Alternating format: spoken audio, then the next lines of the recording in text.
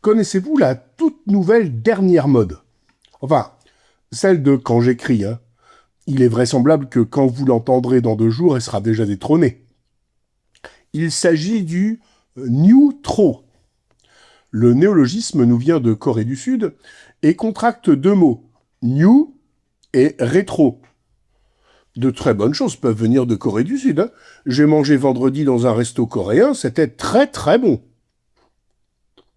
Revenons à notre mouton, Neutro. New, comme nouveau en anglais. Oui, forcément en anglais, sinon que ça ferait pas nouveau. Et trop, comme rétro. Oui, en français, parce que sinon, vous me suivez, ça ferait pas rétro.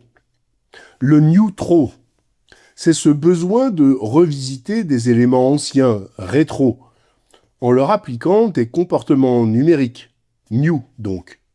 Dans le neutro, il y a ce paradoxe.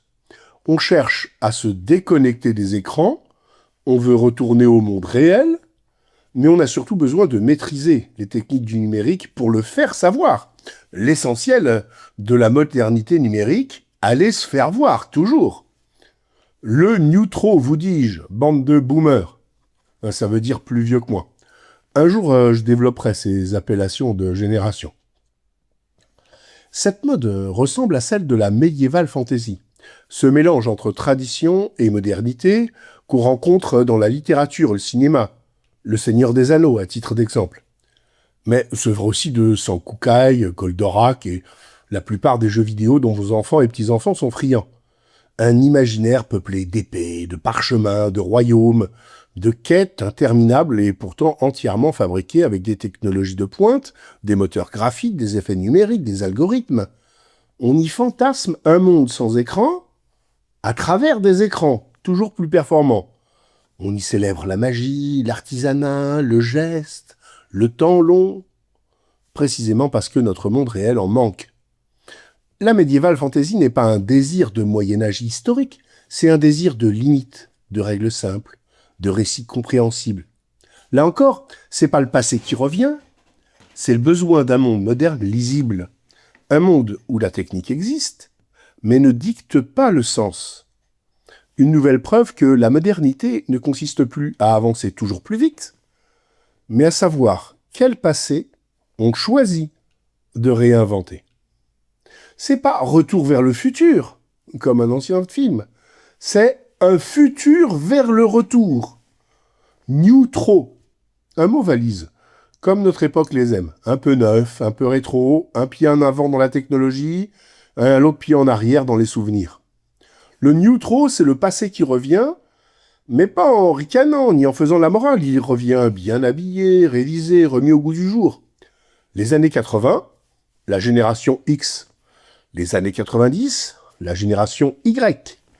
Les débuts du numérique, les écrans qui grésillent, les sons qui cliquettent. Le neutro n'est pas seulement une affaire d'esthétique. Pas seulement des baskets un peu épaisses, des vinyles qui craquent, des polices de caractère trop rondes, genre vieille machine à écrire, des couleurs trop franches, la musique des années 80. Une nostalgie aimable, inoffensive, bonne pour les vitrines et les playlists, mais ce serait passé à côté de l'essentiel. Parce que le neutro ne dit pas seulement à quoi on aimerait revenir, il dit comment on aimerait vivre. Et c'est là que le numérique entre en scène, ou plutôt qu'il sort du cadre. Car oui, le neutro s'applique pleinement au numérique. Mieux, il le vise directement. Nous vivons entourés de machines rapides, puissantes, intelligentes. Des machines qui savent avant nous ce que nous allons aimer, lire, écouter, désirer, acheter. Des machines qui ne dorment jamais, qui n'oublient rien, qui optimisent tout. Des machines qui promettent de nous faire gagner du temps et qui ont surtout appris à l'occuper, notre temps, en nous empêchant de faire ce que nous avons vraiment à faire. On navigue, on surfe, en fait on rame. Alors quelque chose se produit. Un léger déplacement, presque imperceptible. La nouvelle tendance du numérique, ce serait de s'en passer. Un peu. Par moment. Volontairement. On appelle ça fatigue numérique, détox digital, minimalisme technologique. Neutro. Peu importe le nom. Ce qui compte, c'est le geste. Le refus doux. Le pas de côté. On prend un téléphone un peu moins intelligent, des objets plus lents, écrire des lettres sur du papier, avoir des carnets, observer des temps de silence non optimisés. C'est pas une révolution, c'est un soupir.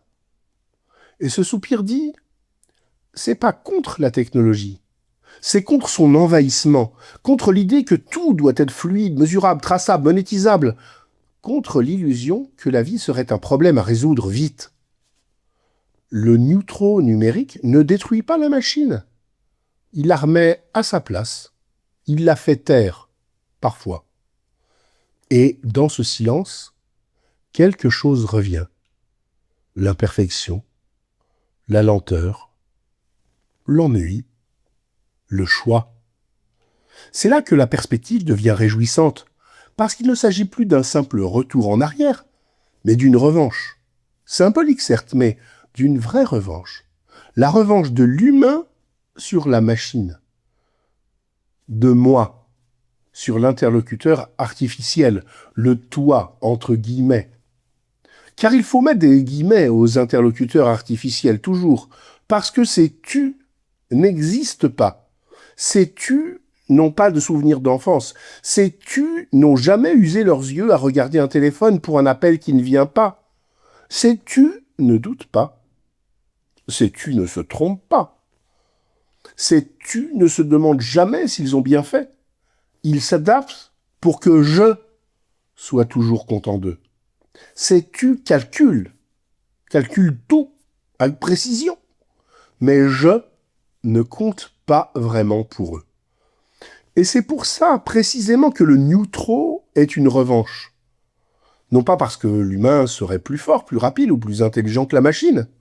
Il l'est pas. Mais parce que l'humain peut décider de ne pas jouer à ce jeu-là. La machine optimise. L'humain hésite. La machine prédit. L'humain se souvient. La machine répond. L'humain choisit les questions. Et parfois choisit de ne même pas demander. On nous avait promis que les machines nous libéreraient du superflu. Elles nous ont surtout appris à redécouvrir le plaisir de s'en passer, d'aller se promener avec son chien. Et ce plaisir-là est profondément neutron. Il a le goût des débuts du numérique, quand tout n'était pas encore connecté à tout, quand un objet avait une fonction, quand un écran pouvait s'éteindre sans angoisse. Mais il est aussi très contemporain parce qu'il est conscient, réfléchi, ironique même. Ce n'est pas un rejet naïf de la technologie, c'est une maturité. On pourrait dire que le futur n'est plus dans l'accumulation de puissance, mais dans la capacité à dire non. Non aux notifications inutiles.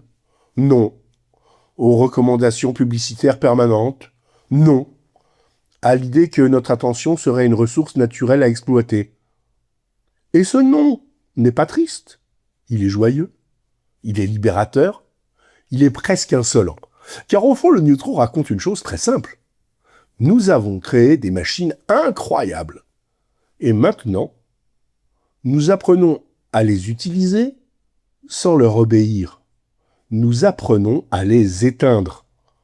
Le futur, c'est un humain qui décide.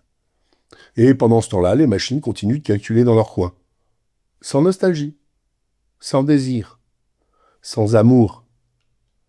Des branches, chantait déjà France Gall. Revenons à nous.